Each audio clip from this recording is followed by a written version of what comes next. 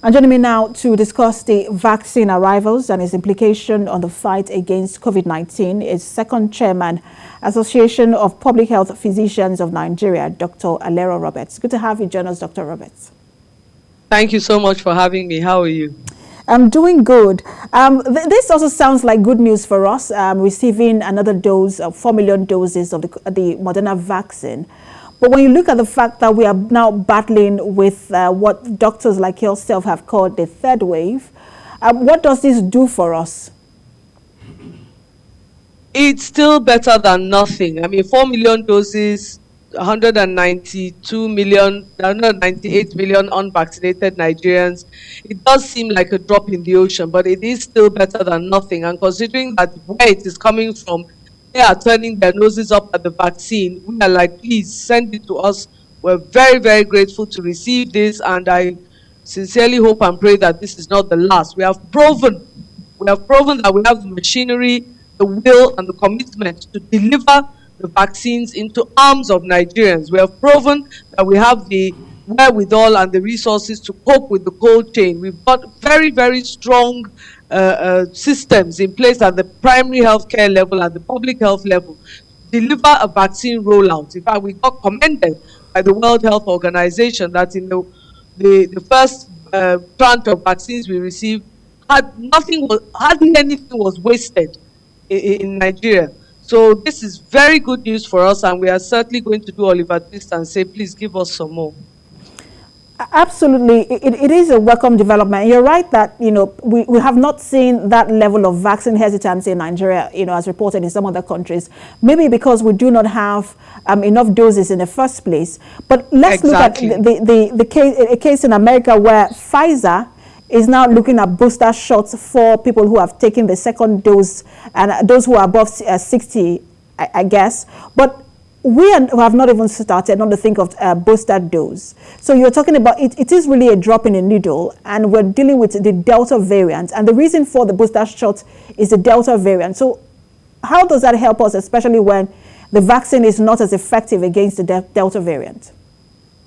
Well, the truth of the matter is you can't be talking about buying a Mercedes-Benz when you haven't even got the money to buy a bicycle. So this discussion, as we say, is not before us at this time.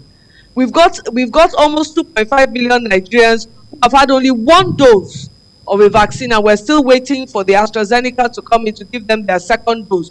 So we can't even begin to talk of boosters. We are at a stage where we need to distribute to as many Nigerians as possible equitably to make sure that as many as Nigerians as we can get vaccinated and get safe.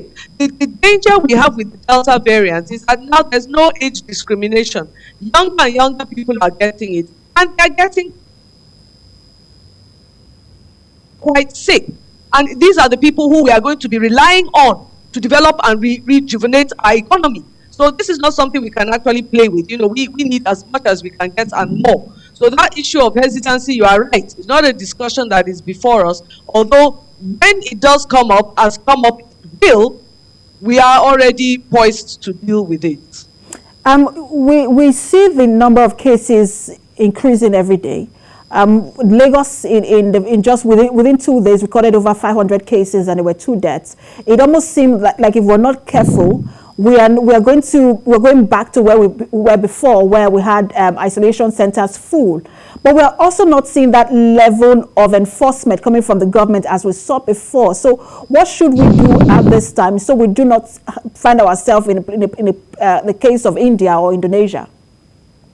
Well, this is the thing. This is the tricky line that we have to walk. And unfortunately, I'm not sure that we don't have enough local research to be able to give the policy formulators an answer as to whether we should enforce or just continue to beg people to take collective responsibility. Right now, we're at the stage where we are doing a lot more community engagement, trying to get communities to understand the need why they have to continue to carry out the public health interventions. But unless we have hardcore data from research, ongoing operational research, we cannot advise one way or another. But we just continue to beg people, you cannot afford to let yourself be a victim of this disease, because I hate to say it, there's hardly anywhere to go You know, the isolation centers can only have so many beds with so many healthcare workers there to attend to you as a patient. So what you need to avoid